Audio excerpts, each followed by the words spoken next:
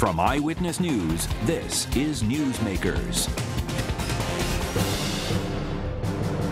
A stunning state police report 18 months in the making leveled sharp criticism at Cranston Mayor Allan Fung, accusing him of political interference in the city police department. I want to apologize. Apologize to the residents of Cranston. In its wake, some are calling for Fung's resignation. This week on Newsmakers, we sit down with the embattled mayor for a candid conversation about what went wrong. Our guest, Mayor Allan Fung. Welcome to Newsmakers. I'm Tim White. Joining me on the panel is WPRI.com reporter Ted Nesi. Mayor Fung, welcome to the program. We know you're busy. We appreciate your time. No, thank you both for having me here today. So look, there's a lot of ground to cover, 182-page report. There's a lot in there. You've already addressed a lot of it. You did a very long press conference with the media. Yeah. You were before the city council for hours on end. A lot of it you've already addressed. We have limited time here, so I want to attempt to drill down into some specifics. So let's start with Captain Stephen Antonucci, who ordered the ticket blitz in your city. The state police report claims you came to an agreement with Captain Antonucci to bring him back with no reduction in rank in September, but didn't tell the state police, which was at that time conducting a review on the department, until November. Why would you do such an about-face, tell the entire state in a press conference that you're firing him, then cut a backroom deal to bring him back with zero punishment? Why would you do that? Okay. I did accept the recommendation of Captain Barry at that time for the termination. And we held a press conference in my office announcing that recommendation. The acting chief. When the state police were still in control at that point in time, they were doing, remember, both the ticketing investigation as well as I had asked them to go that extra step to do the assessment of the entire department because I saw some personnel issues. During that time, the recommendation came forward. I accepted that recommendation. And what ultimately happened was this. You saw Captain Antonucci fight that Bill of Rights termination recommendation, and before even one witness had started in that Bill of Rights hearing, several lawsuits got filed by Captain Antonucci challenging the composition of the department. It raised a novel issue as Attorney Regasto was handling the matter, talked about whether one of the panel members should even have sat on that panel because he had a small part in that investigation. So legitimate issues, the uncertainty of what happened. I also took a look at the history of Bill of Rights. I've been involved in a couple of them in the city of Cranston, but you've also seen a lot throughout the state go other ways where people come up with slaps on the wrist or just basically went back into their same positions with minor penalties. And that's part of the concerns that I had. Our long protracted litigation that was designed to delay, push things off, costing the city of Cranston a lot of dollars, and as we saw, over $150,000. Yeah, let me just stop you right there, because one of the problems I have with that argument is if cost is your concern and protracted litigation is your concern, and you're worried about all that, why wouldn't you settle with Captain Todd Padalano then? Yeah. Well, the settlement with Captain Todd that was mentioned in that $90-something thousand, first of all, that was a request for his attorney's fees. The city isn't responsible for a union member's attorney's fees. That, I felt, was the obligation. But that's a different argument. That aside, and that is still being worked out on the legal fees. Sure. Why wouldn't you set, if your concern is the cost of litigation and how long this thing is going to go on, you had Captain Padalano out on paid leave for, I think it was 21 months. If that is your argument, why wouldn't you have applied it in that case? I did, though. If you take a look at the report, there were attempts to resolve that matter. But the ball kept changing. That goal line kept changing as to the final resolution. I think if you take a look at that report, between, I think it was March to December of 2013, before the state police got in, we were trying to actively resolve that matter, resolve that Bill of Rights matter that had been pending. So there was ongoing discussions that we were trying to do. I'm always trying to take a look at, in any decisions, on any personnel matters or any decisions, the best interests of the residents of Cranston. Could I have, in hindsight, acted a little bit sooner? Yes. But when you take a look at that Captain Padalano situation, one of the things I do disagree with was, the knowledge part about the tapes. Because as you saw from the assessment that came out, it appeared that, oh, I heard all the tapes and knew that he was not guilty of the infractions. Yeah, that's a clear allegation by the state police. You knew it in May of 2012 that he had been exonerated, and then you waited until 2014 to bring him back. Right, that's correct. And here's what actually happened. I didn't listen to all the tapes. What I actually listened to, and I wasn't there by myself either. I was there with my city solicitor, and Dan Kinder, who was the counsel handling that matter, couldn't make it, so he sent another lawyer from his firm. So it wasn't just myself. We sat with Captain Padalano and his attorney, Mr. Penza, at Mr. Penza's office. He played excerpts, and this is what I have to, excerpts of 3 tapes, 3 audio recordings that had transpired that had nothing to do with the merits of how Captain Padalano was, whether he was doing the file reporting system correct or incorrect. It dealt with these collateral issues that had nothing to do with the merits. Did you make the same offer to Padalano that you made to Antonucci that we wound up learning about? Come back, full rank, no other punishment, really? As you saw, I think there was one of the offers that came up from Dan Kinder was, oh, just drop a lot of the charges, take one of the punishments, and consider. But you didn't even tell Antonucci he had to take one of the punishments, and you just said he could come back. No, that's not correct. No, because he was, part of that was he would have to take a, an apology and a willingness to accept responsibility for what was going on. He would have to, take a suspension, pay back some of that time. There was also a last chance. Use sick and vacation time, though, to fill up that gap. Right, so a lot of he wouldn't lose any money. But no, it was, but when you take a look at those dollars, those are still his dollars. Even if he was terminated, those were dollars he would take with him, and it would pay back, the taxpayers of Cranston through that effort. So what you're saying is cost outweighed integrity and reputation of the police department. Doesn't that come with a price tag? Cost and uncertainty. And I think I have to also jump on that uncertainty part, Tim and Ted, because when you take a look at the novel issue that was raised, and Attorney Ragasta, when he appeared before the City Council, said that it was a novel issue. So you thought you might lose? There's a strong possibility, and if you lose... So this isn't a big enough deal to fight it, to try. Do you still believe he ordered the ticket blitz? Yes, that's what the facts showed. So I think you weren't willing to fight this one, to say, look, he used this powerful tool as a policeman to level retribution. That isn't big enough to fight.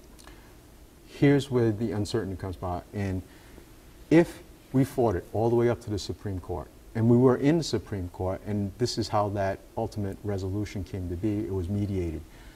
If we were to fight and lose that novel issue, what could have happened then is he could have came back to the department. If you accept everything in the assessment is true, not only about ticket gate, but everything else, he would have came back to the department with possibly no punishment if they threw out that entire panel.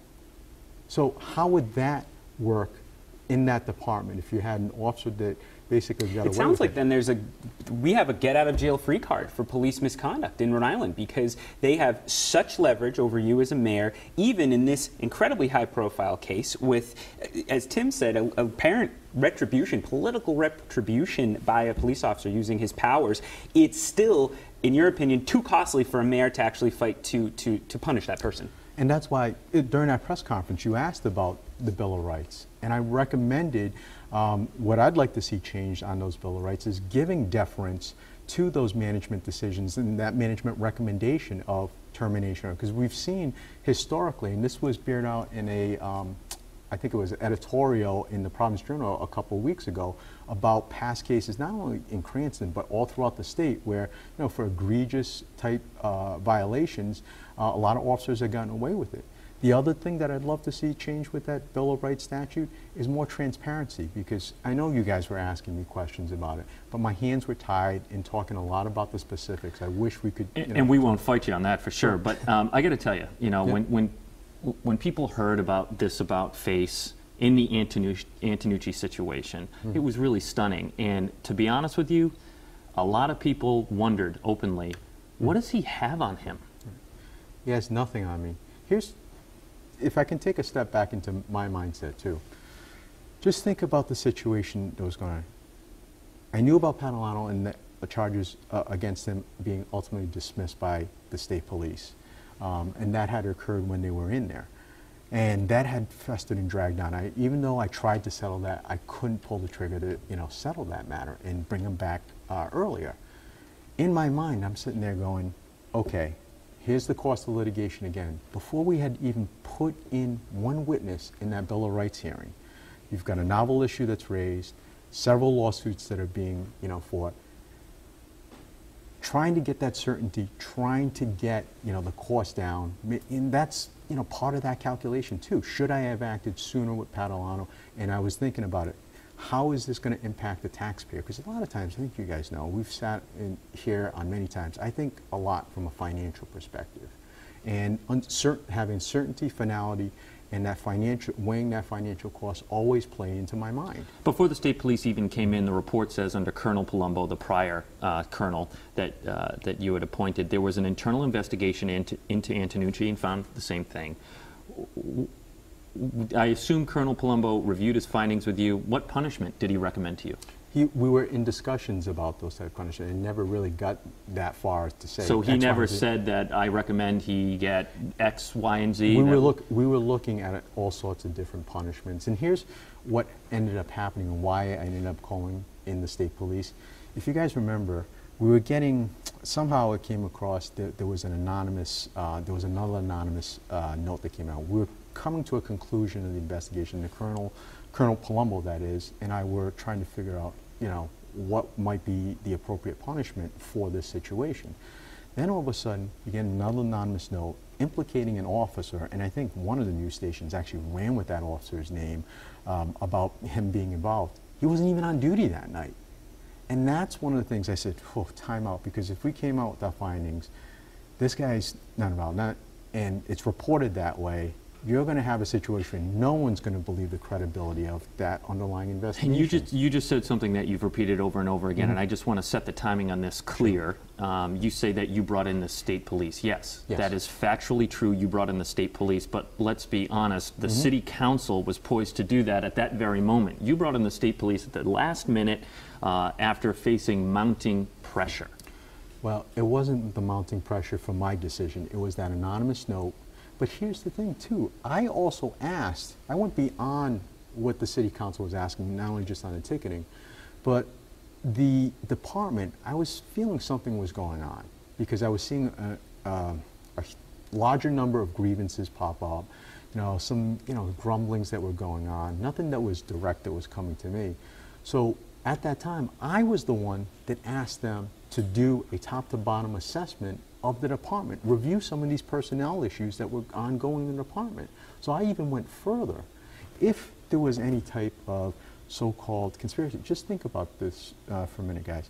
If there was any type of conspiracy or something going on, why would I not have left Colonel Palumbo in charge, have the state police just do the ticketing and just let everything else go?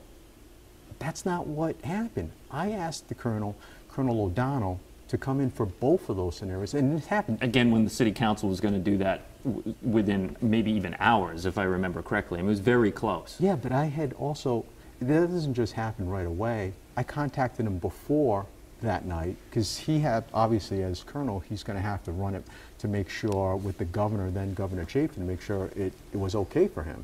So, but the council wasn't asking for that second step that I initiated and took. Because I needed that honest assessment of what's going on in the department. Mayor Fung, we're going to go to a break very soon. Okay. But before we do that, we've had viewers ask a very good question after your press conference, and we played a little bit of it at the beginning of the show. Okay. You've apologized, and the viewers are wondering, what specifically are you apologizing for? I think letting a lot of this happen, and the so-called A-team, B-team, maybe I should have seen in hindsight that it required new leadership from the outside so that it didn't transpire the way it did and culminate in the way it did. I'd sit back looking at that assessment, whole 180 pages of it, and said that maybe I should have, when Colonel McGrath retired, maybe I should have went into the outside at that and just pressed more so that, it didn't get to the point of what it got to. Do you regret trying to bring Stephen Antonucci back now that you have a settlement with him where he is going to leave? Did you make the wrong move trying to bring him back? I think what I regret was not speaking with Colonel Winquist in the first instance about what he really wanted and the passions and the assessment. I'm not running away from the facts in the assessment. We did get heated. And that, as I explained, we didn't know each other. It sounds like you did speak to him a lot, though. There were, according to the state police report, you had multiple meetings with Colonel Winquist, and he didn't want to do what you wanted to do. We had a couple of meetings, 2 meetings, and then that meeting in December where the lawyers tried to resolve it. But ultimately, I did listen to him and take to heart what he was saying about the negative impact that it could have on the entire department. And we ended up reaching the resolution that he wanted, that the administration wanted, what he felt was in the best interest to move the department forward beyond all of what's going on in the assessment. I'm sorry, we have to go to a break now. Our guest this week is Cranston Mayor Allan Fung. This conversation continues when we come back. Stay with us. You're watching Newsmakers.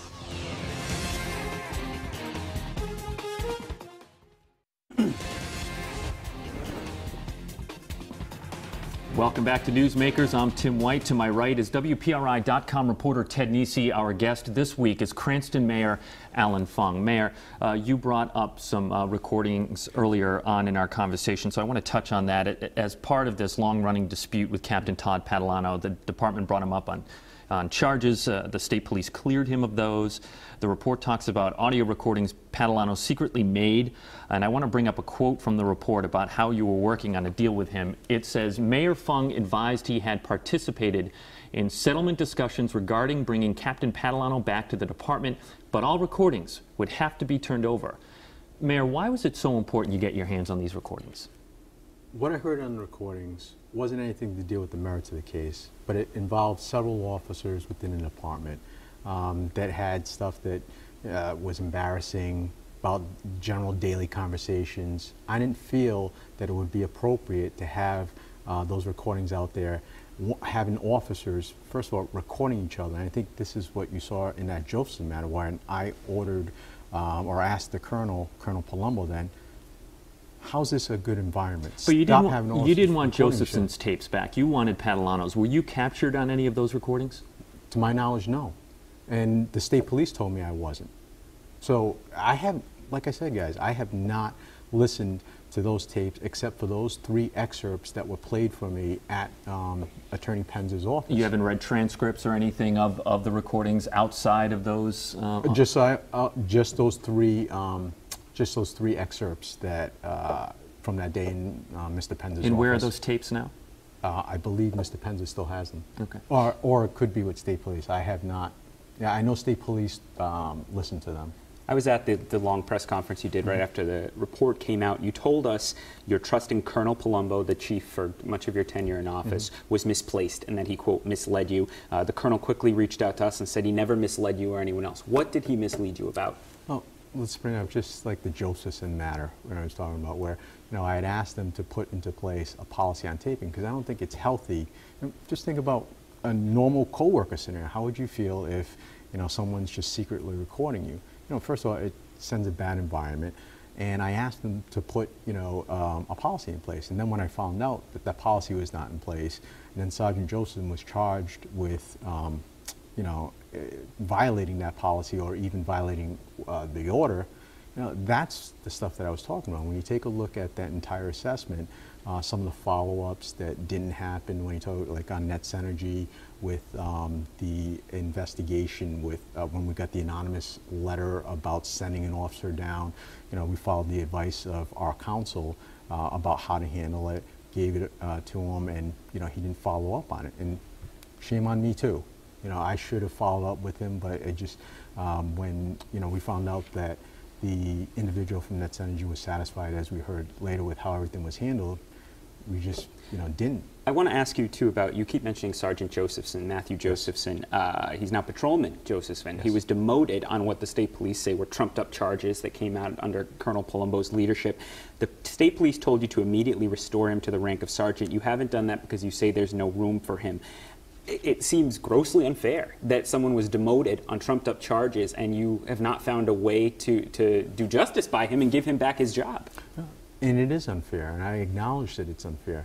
But it's a difficult, complicated situation because you're dealing with the contract, union rules, other individuals that are now in place as sergeant, and a list that's in place. One of the things I did do was, when I spoke with Colonel Winquist months ago about this, was to allow, even though there was that last chance agreement that's still in place with Patrolman Josephson now, to allow him to take the sergeant's exam, even though it would have, it was prevented by that last chance agreement. The other step that I'm going to be taking is, to sit down with the union to try to figure this out, along with Colonel Winquist, to try to figure this out, because it's going to lead to more grievances if those individuals, those sergeants on the list, currently don't acquiesce and agree that Sergeant Joseph should be taken care of. So but the report also, it says in the past you have promoted people when there wasn't a position. It mentions the case of Russell Henry, Stephen Antonucci's cousin. It says he was promoted to a previously non-existent 9th lieutenant position in the department, even though there's only 8 in the ordinance. So why did Russell Henry get what appears to be special treatment? That was a different time and place, and if I remember correctly about Russ Henry and what happened back then, I believe we were down on the majors positions at that time as well. So a little different set of circumstances that were happening. But right now, and that was on a temporary basis. And I've got to figure out with the union, whether do we create something temporarily until a permanent position opens up, or do we have to create a permanent position, in which case we're going to have to go to the city council, because I don't have that unilateral flexibility to be able to just create a permanent position. Could you make him an acting sergeant? That's a possibility, and that's one of the things I have to talk to the union about, and they've reached out, and we are going to set up a meeting with the union, with the colonel, when my director of administration is on vacation, gets back, to talk about that as a possibility.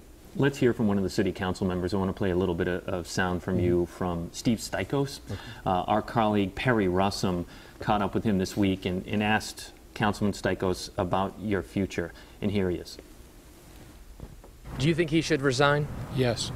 Do you think he will resign? Okay, I don't have any idea. He basically says, I think he's lost the trust of the public. I think anyone who reads that report will have their trust violated. And I think when that happens, someone needs to put the city ahead of their own political ambitions.